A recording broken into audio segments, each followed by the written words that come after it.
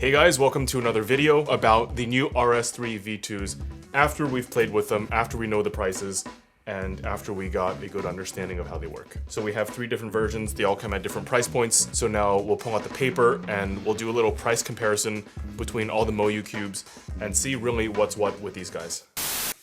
So first things first. This is me. Okay, that's how I look. So there's 3 versions of this cube. There's the standard, there's the maglev, and there's the Boncore, right? $26.99, $34.99, $47.99. Okay, so we'll let these numbers sink in for a while. So the standard one is just a regular Rubik's Cube with corner edge magnets. It has UV coating and adjustable elasticity, and it is $26.99. So what we're going to do now is compare that to the RS3 Super. So the RS3 Super has a standard, maglev, and Boncore, right? $9.99, $14.99, $19.99. So what can we observe here? For starters, there is an increase from the standard and the maglev. I believe that is $8, right? 26 to 34. So there's an $8 difference here. And then here, there's a $13 difference between 34 and 47. And here, you get a $5 difference and then a $5 difference. So keep in mind, these guys have UV coating. So these are all UV coated. Or as MoYu would like to say, magic clothes. So in order to figure out roughly how MoYu values the UV coating, we should look at the RS3 M because there are 2 versions that are the same except for the UV coating. RS3 M Boncore, which is $25.99, and then it is $36.99. So the UV is roughly equal to $11. Okay, maybe MoYu got better at UV coating over the weeks or months, but this is our latest data point for how much UV coating costs MoYu. So if you were to take this as like a constant given, the standard should be $15.99, maglev should be $23.99, and the Boncore should be $36.99. So the cube is around $15.99 if it isn't UV coated, which I think is a little high, but it's a fair price. $23.99 for a maglev. I don't think the $8 upcharge for maglev makes too much sense because the upcharges for maglev for previous models is not as high. RS3M, the upcharge is $5. For the RS3 Super V1, the upcharge is $5. And the WeiLong V9, the upcharge is $19 to $26, so it's $7. So it's like MoYu is slowly creeping up the upcharge for magnets. It goes from 5, 7, now to 8, without any real reason other than they want to make the price a certain way. And the Boncore also on top of the maglev is $13, which is pretty hefty. Yeah, definitely it feels like MoYu is creeping the prices up on this. There is no real explanation for why the standard is $27 and no explanation for why the gap between the models is so large. All we know is that the result is the Boncore costs more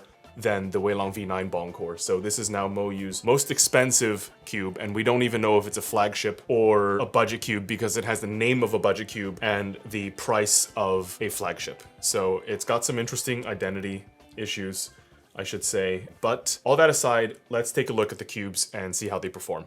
So the number one thing to know about these cubes is that the maglev one has the least character, and that is because it has the same features as this one, but it's $8 more, and it's really, really fast. We actually had a hard time controlling this cube, and so extra work is needed to slow this cube down, and I'm not sure the extra work is worth paying the $8 for. So if you want to keep a cube that is simple, that doesn't require a lot of setup, that doesn't have a ton of features, but gets the job done, this out of the 3 is going to be the best choice. This is the standard version. It has springs, but springs are still okay in 2023, and the cube is a lot more manageable when you turn, and it turns at a pace that is very comfortable. Interestingly, the Boncore version is actually a different cube.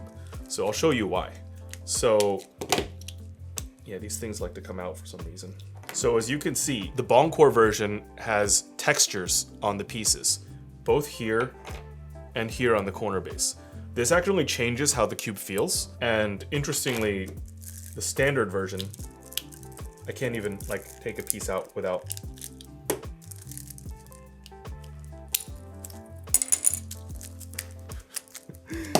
Okay, let me assemble this right quick. And as you can see on the standard one, there is no texture, it's completely flat. So I think if you got really technical about the cubes, you can very well recognize that the Boncore is an entirely different cube. So the Boncore has a very controlled, slightly blocky feel. Like when you turn, everything feels really safe and really contained. The cube does not overturn very much, and the feeling is really soft and comfortable. You can hear that the sound of the cube is kind of dampened. When you compare it to the standard, it's a very different turning and feeling experience. So I would say these cubes are different. Right off the bat, if I were to make a recommendation, if money is not a super huge issue and you can throw down almost 50 bucks for a nice 3x3, the Boncore is a good choice. It has a good combination of features and it feels really nice, very premium, and I wouldn't call this a budget cube or anything related to a budget cube, because it actually feels like something that good solvers would use. If you want to try this idea of a cube and don't want to spend almost 50 bucks, the standard is a good option if you just want to at least get a feeling for the piece geometry and the feeling for the no texture sort of piece-to-piece contact. This is an option that is probably going to suit your interest. The maglev one I can't really recommend because it's more expensive and it does roughly the same thing. All right, now here's a big question. What about the WeiLong V9 versus the Boncore Super? So these cubes are actually very similar in price. I believe this one is around 42, this is around 47. MoYu has made two cubes with the exact same technology, with slightly different feels and almost the exact same price, just to make deciding harder, so we're gonna try to make it easy for you. Basically, the difference is the WeiLong V9 is faster and is more flexible. It corner cuts a little bit easier, and the turning speed is naturally faster, and that's both a good thing and a bad thing. So if you like a cube that naturally turns really fast, you might get the WeiLong V9. But if you don't like that idea and you want something more manageable, definitely this cube is a better choice. Also, there's a big difference between how high maintenance the cubes are if you want to actually get them to a good usable state.